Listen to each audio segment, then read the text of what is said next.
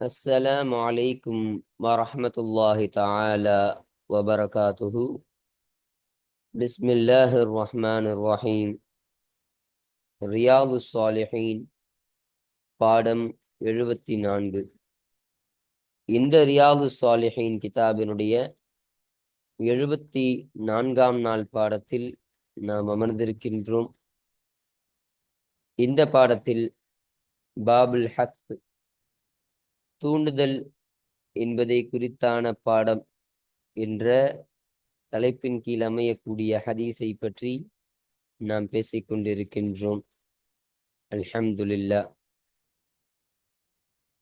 நம்முடைய ஜாமியா ஸகீப் எஜுகேஷனல் ட்ரஸ்டின் மூலமாக பல தீன் சம்பந்தப்பட்ட சேவைகளையும் பல துன்யா சம்பந்தப்பட்ட சேவைகளையும் நாம் செய்து கொண்டிருக்கின்றோம்.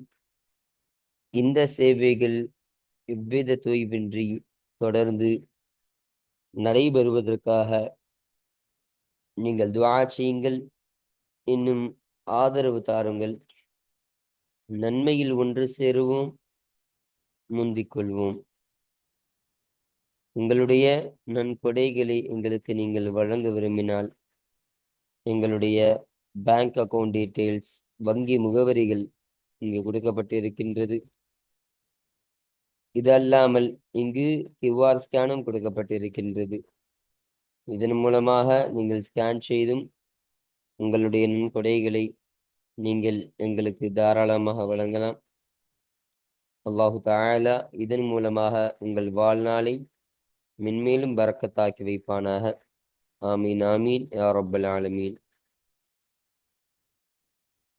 இப்பொழுது இந்த ரியாது சாலிஹீன் கிதாபில் 74ஆம் நாள் பாடத்தில் நாம் 2 ஹதீஸை பற்றி நாம் பேச இருக்கின்றோம்.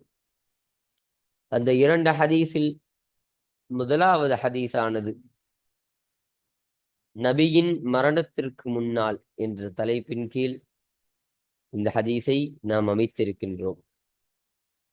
அப்போ இந்த ஹதீஸானது ஸல்லல்லாஹு அலைஹி வஸல்லம் அவர்களுக்கு நபியினுடைய அந்த மரணத்திற்கு முன்னால் என்ன நிகழ்ந்தது, அல்லாஹு தஆலா என்ன செய்யக்கூடியவனாக இருந்தான் என்பதை பற்றி சொல்லக்கூடிய ஒரு ஹதீஸாக இந்த ஹதீஸ் நமக்கு இருக்கு. அப்போ இந்த ஹதீஸு அனஸ் ரலியல்லாஹு அன்ஹு அவங்க சொல்றாங்க, அல்லாஹு சுப்ஹானஹு வ தஆலா ஸல்லல்லாஹு அலைஹி வஸல்லம் அன்னவர்கள் வஃபாத்திற்கு முன்னால் வஹய் அறிவிக்கக்கூடியவனாக அல்லாஹு தஆலா இருந்தான். அப்போ அவனுடைய இறை செய்திகளை அதிகமா இறக்கக்கூடியவனாக அல்லாஹு தஆலா இருந்தான். இன்னும் அல்லாஹு தஆலா அந்த வஹயை அதிகப்படுத்தக்கூடிய அந்த சமயத்தில் தான் ஸல்லல்லாஹு அலைஹி வஸல்லம் அன்னவர்கள் வஃபாத்தாகி சென்றார்கள் என்பதை அனஸ் ரலியல்லாஹு அன்ஹு அன்னவர்கள் பதிவு செய்து தருவார்கள். அப்போ இந்த ஒரு செய்தியை தான் இந்த ஹதீஸின் மூலமாக சொல்ல வருவாங்க. இதனுடைய கூடுதல் விளக்கத்தை, இதனுடைய கூடுதல் தர்ஜுமாக்களை நம்ம இன்ஷா அல்லாஹ் இப்போ பாடம் வாசிக்கும் பொழுது நாம் பார்ப்போம். அல்ஹம்துலில்லாஹ். 2வது ஹதீஸான மரணித்த ரீதியில் எழுப்பப்படுவார்கள் என்ற தலைப்பின் கீழ் நாம் அமைத்திருக்கின்றோம். அப்போ இந்த ஹதீஸில் ஸல்லல்லாஹு அலைஹி வஸல்லம் அவர்கள் எதை பற்றி சொல்வார்கள் என்று சொன்னால்,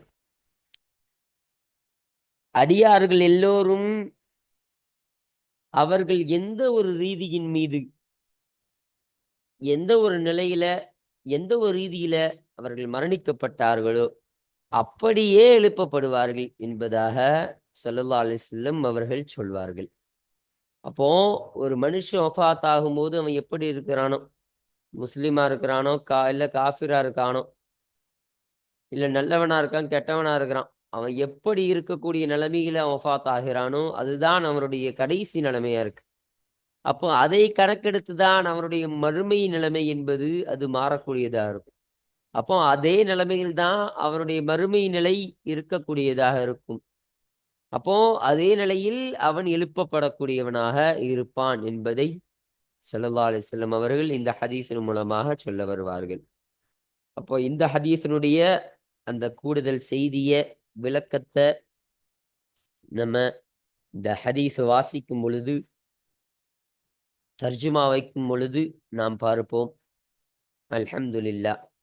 அப்போ இந்த பாடத்துல நாம் இந்த 2 ஹதீஸுகளை பற்றி மட்டும்தான் நாம் பேச இருக்கின்றோம். இப்போ நம்ம கிதாபை பார்ப்போம். 115வது ஹதீஸ். இந்த ரியாது சாலிஹின் கிதாபுல இடம்பெயரக்கூடிய ஹதீஸினுடைய வரிசையின் பிரகாரம் இது 115வது ஹதீஸாக இருக்கு. அர்ராபிஉ, இன்னும் இது 4வது ஹதீஸாக இருக்கு. அப்போ இந்த ஹதீஸானது யாரை தொட்டும் அறிவிக்கப்படக்கூடிய ஹதீஸாக இருக்கின்றது என்பதை பார்க்கும் பொழுது, அன் அனஸின் ரதியல்லாஹு அன்ஹு, அனஸ் ரதியல்லாஹு அன்ஹு அவர்களை தொட்டும் அறிவிக்கப்படக்கூடிய ஹதீஸாக இது இருக்கின்றது. ரதியல்லாஹு அன்ஹு அவர்களை தொட்டும் அல்லாஹு தஆலா பொருந்திக் கொள்வானாக. கால, அவர்கள் சொன்னார்கள், இன்னல்லாஹ, நிச்சயமாக அல்லாஹு தஆலா, அஸ்ஸ வ ஜல்ல, கண்ணியமிக்க இன்னும் மகத்துவமிக்க அந்த அல்லாஹு தஆலா ஆகிறவன், தாபஅல் வஹய, அந்த வஹயை அல்லாஹு தஆலா தொடர்ந்து இறக்கினான், அலா ரசூலில்லாஹி ஸல்லல்லாஹு அலைஹி வஸல்லம், அல்லாஹுடைய தூதர் ஸல்லல்லாஹு அலைஹி வஸல்லம் அவர்களின் மீது வஹயை இறக்கினான். எப்போ? கப்ல வஃபாத்திஹி, ஸல்லல்லாஹு அலைஹி வஸல்லம் அவர்களுடைய மரணத்திற்கு முன்னால். ஹத்தா தூஃபிய, எதுவரை என்று சொன்னால் தூஃபிய, அவர்கள் வஃபாத்தாகும் வரையிலும். அக்ஸர மா கானல் வஹயு, அந்த வஹை என்பது இதுவரை எந்த ஒன்றில் ஆகியிருந்ததோ அதைவிட அதிகமான ஒரு நிலையில் அல்லாஹு தஆலா தொடர்ந்து இறக்கினான் என்பதாக நமக்கு சொல்லி காட்டுகிறார்கள். அப்போ முதலாவதாக அல்லாஹு தஆலா ஸல்லல்லாஹு அலைஹி வஸல்லம் அவங்களுடைய வஃபாத்திற்கு முன்னால வஹை, இறை செய்திகளை அதிகமாக இறக்கி கொண்டு இருக்கக்கூடியவனாக இருந்தான். இப்போ இறை செய்தி வந்து கொண்டே இருக்கும் ஸல்லல்லாஹு அலைஹி வஸல்லம் அவங்க வஃபாத்திற்கு முன்னாடி. இன்னும் சொல்றான் அல்லாஹு தஆலா, இன்னும் அதிகப்படுத்துறான், அந்த வஹையானது ஸல்லல்லாஹு அலைஹி வஸல்லம் அவர்கள் மரணிக்கும் வரையிலும் அதிகமாக அல்லாஹு தஆலா படுத்தி கொண்டே இருந்தான் வஹிய. இப்போ என்ன சொல்ல வராங்க? ஸல்லல்லாஹு அலைஹி வஸல்லம் அவர்களுக்கு அந்த இறுதி காலம் வந்து விட்டது என்பதை அல்லாஹ்வும் அறிந்தவன், அவனுடைய ரசூலான ஸல்லல்லாஹு அலைஹி வஸல்லம் அன்னவர்களும் அறிந்தவர்களாக இருக்கிறாங்க. அப்போ இறுதி காலம் வந்துருச்சு, வயது முதிர்ந்து விட்டது. அந்த வயது முதிர்ந்த காலத்துல அல்லாஹு தஆலா எதனால வஹையை அதிகமா அனுப்பி வைக்கிறான்? மக்கள் எல்லோரும் அந்த வஹையை கொண்டு பயன்பெற வேண்டும், மக்கள் எல்லோரும் அந்த வஹையின்படி அமல் செய்ய வேண்டும் என்பதற்காக மட்டுமா? அப்படின்னு கேட்டா அது மட்டும் கிடையாது.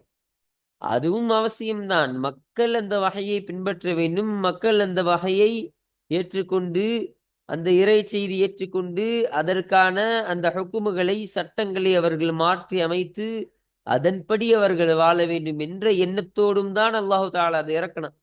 ஆனா முக்கியமான ஒரு ரீசன், முக்கியமான ஒரு காரணம் என்னன்னு கேட்டா, ஸல்லல்லாஹு அலைஹி வஸல்லம் அவர்களை அல்லாஹு தஆலா மேம்படுத்த கொண்டே செய்து கொண்டு இருக்கிறான். இப்போ அவங்க கடைசி காலம் வரைக்கும், அந்த கடைசி காலம் வந்துருச்சு, அவர்கள் வஃபாத்தாக போறாங்க. அந்த சமயத்துல தன்னுடைய இறை செய்திகளை அல்லாஹு தஆலா இறக்குனான்னு சொன்னா, அந்த செய்திகளை கொண்டு தன்னுடைய ஹுக்குமுகளை, தன்னுடைய சட்டங்களை அவர்கள் மாற்றி அமைத்துக் கொள்வார்கள், அவர்கள் நிர்ணயித்துக் கொள்வார்கள். அப்போ அங்க நிர்ணயிச்சு அந்த சட்டத்தின்படியே, அந்த அல்லாஹ்வுடைய அந்த இறை செய்தியின்படியே அவர்கள் செயல்பாட்டினை அவர்கள் மாற்றிக்கொண்டு நன்மைகளை அதிகம் செய்யக்கூடியவர்களாக இருப்பாங்க. நன்மைகள் அதிகம் செய்யக்கூடியவர்களாக இருப்பாங்க. இன்னும் அந்த நன்மையின் பக்கம் அவர்கள் நஃப்ஸை அதிகமாக தூண்டக்கூடியவர்களாகவும் இருப்பாங்க. இப்போ நஃப்ஸ அந்த நன்மையை அதிகமாக தூண்ட சொல்லி அந்த நன்மையை அதிகம் செய்து அல்லாஹுடைய அந்த பொருத்தத்தையும், அல்லாஹுடைய அந்த ஃபضலையும், அல்லாஹுடைய அந்த நன்மையும் பெற்றுத்தரக்கூடிய ஒரு வாய்ப்பாக யாருக்கு அமையும்? ஸல்லல்லாஹு அலைஹி வஸல்லம் மன்னவர்களுக்கு இது குறிப்பாக அமையக்கூடியதாக இருக்கும். அப்போ இதைத்தான் அல்லாஹு தஆலா சொல்றான். ஸல்லல்லாஹு அலைஹி வஸல்லம் அவருடைய இறுதி காலத்துல அதிகம் நன்மைகளை செய்தவராக என்னுடைய ரசூல் இருக்கணும் என்ற ஒரு விருப்பத்திற்காக அதிகமான அந்த வகைகளை, அதிகமான அந்த இறை செய்திகளை ஸல்லல்லாஹு அலைஹி வஸல்லம் அவர்கள் மீது இறக்கிக் கொண்டே இருந்தான் அல்லாஹ் என்பதை இதன் மூலமாக சொல்ல வருகிறான். இன்னும் இறை செய்தி அதிகமாக இறங்கிய போதுதான் அவர்கள் மரணம் அடைந்தார்கள் என்பதையும் இங்கு நமக்கு ஷரஹ்ல தெளிவுபடுத்துறாங்க. அப்போ ஸல்லல்லாஹு அலைஹி வஸல்லம் அந்த அல்லாஹ்வினுடைய இறை செய்தி வந்து கொண்டே இருக்கு. அதிகமா வந்துகிட்டு இருக்கக்கூடிய அந்த சமயத்துல தான் ஸல்லல்லாஹு அலைஹி வஸல்லம் அன்னவர்கள் வஃபாத் ஆனார்கள் என்ற அந்த செய்தியை நமக்கு பதிவு செய்யறாங்க. அப்போ அந்த வஃபாத் ஆகிறதுக்குள்ள எப்படியாவது இறை செய்திகளை அதிகமாக அவர்கள் படித்து விட வேண்டும் என்ற ஒரு அக்கறை, ஒரு எண்ணம் என்பது ஸல்லல்லாஹு அலைஹி வஸல்லம் அவர்களுக்கு இருந்தாலும் அதைவிட கூடுதலான அக்கறை அல்லாஹு சுப்ஹானஹு வ தஆலா அவன் ரசூலுல்லாஹ் மீது வைத்திருந்தான் என்பதை இந்த ஒரு ஹதீஸின் மூலமாக நாம் விளங்கிக் கொள்ளலாம். முத்தஃபகுன் அலைஹி இந்த ஹதீஸானது புகாரி முஸ்லிம் இருவராலும் இத்திஃபாக செய்து சேர்ந்து அறிவித்த ஹதீஸாக இந்த ஹதீஸானது அமையக்கூடியதாக இருக்கின்றது என்பதை பதிவு செய்யறாங்க. அப்போ இந்த ஹதீஸு இந்த பாபுல் ஹஸ் நன்மையின் பக்கம் தூண்டுதல் என்ற இந்த பாடத்தின் கீழ் அமைவதற்கான பதிவு செய்யப்படுவதற்கான காரணம் என்னவென்று சொன்னால், நான் முன்னாடியே சொன்ன மாதிரி ஸல்லல்லாஹு அலைஹி வஸல்லம் அவர்கள் வஃபாத்திற்கு முன்னால் அல்லாஹு தஆலா அந்த வஹையை அனுப்பி கொண்டே இருந்தான். அந்த வஹை அனுப்புவதன் மூலமாக ஸல்லல்லாஹு அலைஹி வஸல்லம் அவர்கள் அதிகமாக நன்மைகளை அவர்கள் நஃப்ஸை தூண்டி அவர்கள் நன்மை அதிகமாக செய்யக்கூடியவர்களாக ஆகலாம். நன்மையை அதிகம் செய்யக்கூடியவர்களாக அவர்கள் ஆவார்கள் என்ற ஒரு காரணத்தினால்தான் அல்லாஹு தஆலா இந்த வஹைய இறக்கியதனுடைய முக்கியமான காரணமாக இது இருக்கு. அப்போ அந்த ஒரு காரணம், அந்த ஒரு கருத்து என்பது இந்த ஹதீஸ்ல இடம்பெயர்தன் காரணமாக இந்த ஹதீஸானது இந்த பாபுல் ஹஸ் நன்மையின் பக்கம் தூண்டுதல், வயது முதிர்ந்த போதிலும் நன்மையின் பக்கம் தூண்டுதல் என்ற இந்த பாடத்தின் கீழ் இது அமையக்கூடியதாக இது நமக்கு இருக்கின்றது. அல்ஹம்துலில்லாஹ்.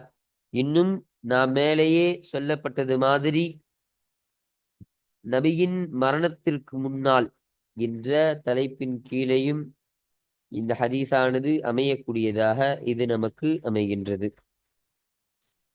இப்பொழுது இந்த 115வது ஹதீஸ நாம் பார்த்து நிறைவு செஞ்சாச்சு. இப்ப அடுத்தபடியாக இந்த 116வது ஹதீஸை பற்றிய விளக்கத்தையும் தர்ஜிமாவையும் நாம் இப்ப பார்ப்போம். அப்போ ரியாது சாலிஹீன் என்ற கிதாபுல பதிவு செய்யப்படக்கூடிய ஹதீஸுடைய வரிசையின் பிரகாரம் இது 116வது ஹதீஸா இது இருக்கு. அல் ஹாமிசு இன்னும் இது 5வது ஹதீஸாக இது இருக்கின்றது.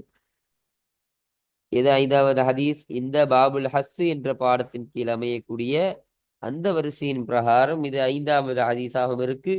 இன்னும் இது இந்த பாடத்தின் கீழ் அமையக்கூடிய ஹதீஸ்ல இது இறுதியானதாக கடைசியான ஹதீஸாகவும் இந்த ஹதீஸானது இருக்கின்றது என்பதை நமக்கு சொல்றாங்க. அப்போ இந்த ஹதீஸானது யாரை தொட்டும் அறிவிக்கப்படக்கூடியதாக இருக்கின்றது என்பதை பார்க்கும் பொழுது ஜாபிரின் ரதியல்லாஹு அன்ஹு, ஜாபிர் ரதியல்லாஹு அன்ஹு அவர்களை தொட்டும் அறிவிக்கப்படக்கூடிய ஹதீஸாக இது இருக்கு என்பதை சொல்றாங்க. அப்போ ஜாபிர் ரதியல்லாஹு அன்ஹு தான் இந்த ஹதீஸ அறிவிக்கிறாங்க. கால அவர்கள் சொன்னார்கள், கால ரசூலுல்லாஹி ஸல்லல்லாஹு அலைஹி வஸல்லம், அல்லாஹ்வுடைய தூதர் ஸல்லல்லாஹு அலைஹி வஸல்லம் அவர்கள் சொன்னதாக ஜாபிர் ரதியல்லாஹு அன்ஹு சொன்னார்கள். ஸல்லல்லாஹு அலைஹி வஸல்லம் சொல்றாங்க, யுபஅஸு குல்லு அபதின், ஒவ்வொரு அடியானும் எழுப்பப்படுவான், அலா மா மாத அலைஹி, அவன் எந்த ஒன்றின் மீது வஃபாத் ஆகினானோ, எந்த ஒரு நிலைமையின் மீது அவன் வஃபாத் ஆகினானோ அதே ஒன்றின் மீது அவன் எழுப்பப்படுவான் என்பதை ஸல்லல்லாஹு அலைஹி வஸல்லம் அவர்கள் சொன்னார்கள். அப்போ இந்த ஹதீஸின் மூலமா ஸல்லல்லாஹு அலைஹி வஸல்லம் என்ன சொல்ல வராங்க? ஒரு அடியான் இருக்கான். அந்த அடியான் தான் எப்படி வஃபாத்தானானோ அப்படியே எழுப்பப்படுவான். அப்போ அப்படியே எழுப்பப்படுவான்னா என்ன? அவன் எப்படி உடல் ரூபத்தால் எப்படி அடக்கம் செய்யப்பட்டானோ அப்படி எழுப்பப்படுவானா? அவன் எந்த முறையில் அவன் அடக்கம் செய்யப்பட்டு எப்படியெல்லாம் அவன் இருந்தானோ வஃபாத்திற்கு முன்பு, அதே போல ஒரு உடல் ரீதியில, ஒரு மனம் ரீதியில அவன் எழுப்பப்படுவானா? அதை சொல்ல வருகிறார்களா? அப்படி கிடையாது. அப்ப அந்த ரீதியில சொல்லப்பட்ட ஹதீஸ் இது கிடையாது. எந்த ஒன்றின் மீது, எந்த ஒரு நிலைமையின் மீது வஃபாத் ஆனானோ, அந்த ஒரு நிலைமையின் மீது அல்லாஹு தஆலா அவனை எழுப்புகிறான். அப்போ அது எந்த நிலைமைன்னு சொன்னா, நன்மையையும், பாவங்களையும் குறிக்கக்கூடிய விஷயமாக இருக்கும் என்பதை சொல்லலாம். அப்போ அவனுடைய அமல் சார்ந்த ஒரு விஷயம். அவன் எந்த அளவிற்கு அமல் செய்து, இந்த உலகத்துல அல்லாஹ்வுடைய பொருத்தத்தை பெற்று, அல்லாஹ்விற்காக வேண்டி முயற்சி செய்து, அந்த அமலை பெற்றவனாக அவன் இருந்தானோ, அதே ஒரு அமலை கொண்டு, அதே போலவே அதே நிலைமையில அவன் எப்படி சாலிஹான ஆளாக இருந்தானோ, எப்படி நல்லவனாக இந்த உலகத்துல இருந்தானோ, அதே நல்லவனான ஒரு ரூபத்துல அவனை அல்லாஹு தஆலா எழுப்புவான். அப்போ அப்படியே அவன் எழுப்பப்படுவான் என்பதை இதன் மூலமாக சொல்வாங்க. இன்னும் அந்த மனிதனாகிறவன், அந்த அடியானாகிறவன் எப்படிப்பட்ட ஒரு பாவியாக இருக்கின்றானோ, இப்ப அல்லாஹ்வுடைய கட்டளைகளை மீறி பாவத்தில் அவன் ஈடுபடக்கூடியவனா இருக்கிறான். அவனுடைய காலம் முழுவதும் அவன் பாவம் செய்தவனாக இருந்து, அவன் அப்படியே இருக்கின்றான் என்று சொன்னால், அந்த பாவத்தின் அடிப்படையிலேயே அவன் எப்படி பாவியாக இருந்தானோ, அதை போலவே அதே நிலைமையில அவன் பாவியாகவே எழுப்பப்படுவான் என்பதை ஸல்லல்லாஹு அலைஹி வஸல்லம் சொன்னாங்க. அப்போ இது இப்படியும் எடுத்துக்கலாம். ஒருத்தவன் முஸ்லிமான நிலைமையில வஃபாத் ஆனா, அவர்கள் முஸ்லிமாக எழுப்பப்படுவான். அப்ப காலம் முழுசா ஒருத்தன் காஃபிரா இருக்கிறான். எப்படி? காலம் முழுவதும் ஒருத்தவன் காஃபிரா இருக்கிறான். அவன் கடைசி நேரத்துல அவனுடைய வயது முதிர்ந்த அந்த காலத்துல இஸ்லாத்தை பற்றிய ஒரு ஆசை வந்து ஒரு ஆர்வம் வந்து விருப்பம் கொண்டு இந்த இஸ்லாத்தை ஏற்றுக்கொள்கிறார். அப்ப இஸ்லாத்தை ஏற்றுக்கொண்டு அவர் முஸ்லீமாக கடைசி காலத்துல வாழ்றார். அந்த கடைசி காலத்துல முஸ்லீமாக வாழ்ந்து அந்த சமயத்தில் அவர் வஃபாத் ஆகிவிட்டார்கள் என்று சொன்னால், அதே முஸ்லிமான சூரத்தில், அதே முஸ்லிமான ஒரு ரூபத்தில் அந்த நபரு எழுப்பப்படும் என்பதை ஸல்லல்லாஹு அலைஹி வஸல்லம் இதன் மூலமாக சொல்ல வராங்க. அப்போ கடைசி நிலைமையை பொறுத்து தான் ஒருத்தனுடைய ஆக்கிபத்து, ஒருத்தனுடைய அந்த கடைசி நிலையை பொறுத்து தான் அல்லாஹு தஆலா தீர்மானிப்பான். நீ எப்படி வாழ்ந்தியோ சரி. ஆனா நீ மரணிக்கும் பொழுது எந்த தருவாயில நீ இருந்தியோ, எப்படி ஒரு நிலைமையில இருந்தியோ, அதுதான் உன்னுடைய நிரந்தரமான நிலையாக இருக்கும் மறுமையில. அதுதான் அல்லாஹு தஆலாவுடைய கட்டளையாக இருக்கு. அப்போ ஒருத்தவன் இப்படி ஒரு உதாரணத்த பார்க்கலாம். ஒருத்தவன் காலம் முழுவதும் முஸ்லீமாக இருக்கிறான். நல்ல தொழுவுறான், நல்ல இபாதத்து செய்கிறான், அல்லாஹ்வுடைய பொருத்தங்களை பெற்று இருக்கான். அப்படி காலம் முழுவதும் அவன் நன்மைகளை செய்து கொண்டே இருக்கிறான். அவனுடைய கடைசி காலத்துல, அவனுடைய அந்த இறுதி மூச்சு, அந்த நரை வந்த அந்த காலத்துல, வயது முதிர்ந்த அந்த காலத்துல, ஒரு குஃப்ரியத்தின் மீது அவன் ஆசை கொண்டு, குஃப்ரியத்தின் மீது அவன் தள்ளப்பட்டு, ஏதோ ஒரு சூழ்நிலையின் காரணமாக அவன் காஃபிர் ஆயிடுறான். அல்லாஹ் பாதுகாக்கணும் நம்மள எல்லாம். அப்போ அந்த ஒரு சூழ்நிலை காரணமாக அவன் காஃபிர் ஆயிடுறான்.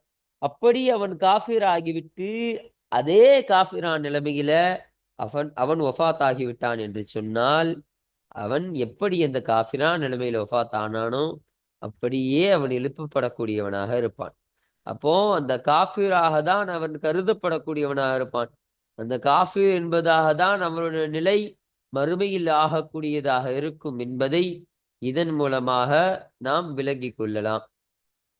அப்போ அல்லாஹு தஆலா நம்மை இறுதி வரையிலும் இஸ்லாத்தை பின்பற்றி வாழக்கூடியவராகவும், கடைசி வரையிலும் அல்லாஹ்வினுடைய பொருத்தத்தை பெற்ற முஸ்லிம்களாகவும் அல்லாஹு தஆலா நம்மை ஆக்கி வைப்பானாக. எந்த ஒரு சூழ்நிலையிலும் இந்த குஃப்ரியத்தின் பக்கமே நாம் போய்விடாமல் அல்லாஹு தஆலா நம்மை பாதுகாத்து அருள் புரிவானாக. நம்மையும் நம் சந்ததிகளையும் அல்லாஹு தஆலா பாதுகாப்பானாக. அப்போ இந்த ஒரு நிலையை பற்றி தான் ஸல்லல்லாஹு அலைஹி வஸல்லம் அவங்க சொல்றாங்க. அப்போ உடல் ரீதியாலோ மன ரீதியாலோ அவனுடைய சிந்தனை ரீதியாலோ கிடையாது. அவனுடைய அமல்களின் ரீதியாக அவன் அவனுடைய அந்த கொள்கையின் ரீதியாக அவன் எந்த ஒரு நிலையில் அவன் ஒஃபாத்தானானோ அந்த ஒரு நிலைமையில் எழுப்பப்படுவான். அவன் முனாஃபிக்கா ஒஃபாத்தானா முனாஃபிக் தான் அவன். அவன் நல்லவனா ஒஃபாத்தானா அவன் நல்லவன். அவன் கெட்டவனா ஒஃபாத்தானா அவன் கெட்டவன். அவன் துரோகியா ஒஃபாத்தானா அவன் துரோகி. அவ்வளவுதான். இப்படி அவன் எந்த நிலைமையில ஒஃபாத்தானாலும் அந்த நிலைமையின்படியே அவன் எழுப்பப்படுவது மாத்திரம் கிடையாது, அதற்கான கூலி அவனுக்கு இருக்கும். அவன் நல்லவனா ஒஃபாத்தானா அந்த நல்லதற்கான அவன் செய்த அனைத்து கூலியும் அல்லாஹு தஆலா அவன் நல்லவன் அவனை நல்லவனாக கருதி அவனுக்கு அந்த நன்மைகளை வழங்கக்கூடியவனா இருப்பான். அதுவே அவன் கெட்டவனாக காஃபிராக மரணித்து விட்டான்னு சொன்னா அந்த காஃபிராக இருந்த அந்த நிலைக்காக என்ன தண்டனை இருக்கின்றதோ, என்ன ஒரு நிலைமையில் அவன் ஆக்கப்படுவானோ அந்த ஒரு நிலைமையும் அவனுக்கு கொடுத்து அதற்கான தண்டனைகளையும் அதற்கான வேதனைகளையும் அவன் அனுபவிக்கக்கூடியவனாக அல்லாஹு தஆலா அவனுக்கு அதை தரக்கூடியவனாக இருப்பான் என்பதை இதன் மூலமாக ஸல்லல்லாஹு அலைஹி வஸல்லம் அவர்கள் இந்த ஹதீஸ்ல இந்த ஒரு கருத்தை தான் ஏவுகின்றார்கள், சொல்ல வருகின்றார்கள். ரவாஹு முஸ்லிம். இந்த ஹதீஸினை முஸ்லிம் ரஹமத்துல்லாஹி அலை அன்னவர்கள் அறிவித்தார்கள். அப்போ இந்த ஹதீஸானது இந்த பாபுல் ஹஸ் தூண்டுதல் குறித்தான இந்த பாடத்தின் கீழ் பதிவு செய்யப்படக்கூடிய காரணம் என்னவென்று சொன்னால், இந்த ஹதீஸ்ல ஸல்லல்லாஹு அலைஹி வஸல்லம் சொன்னாங்க, அவன் எந்த நிலைமையில வஃபாத் ஆனானோ அந்த நிலைமையில எழுப்பப்படுவான்.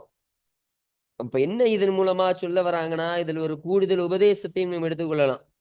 அப்போ நீ வஃபாத் ஆகும் சமயத்திலாவது எப்படி நீ வஃபாத் ஆகும் அந்த சமயத்திலாவது நீ வயது முதிர்ந்த அந்த சமயத்திலாவது நீ நல்லவனாக மாறிக்கொள். நீ நல்ல அமல்களை செய்து கொள். நீ நல்ல அமல்களின் பக்கம் உன்னுடைய நப்சை நீ தூண்டிக்கொள். அப்போ அப்படியெல்லாம் தூண்டினன்னு சொன்னா நீ நல்லவனாக கருதப்படுவாய்.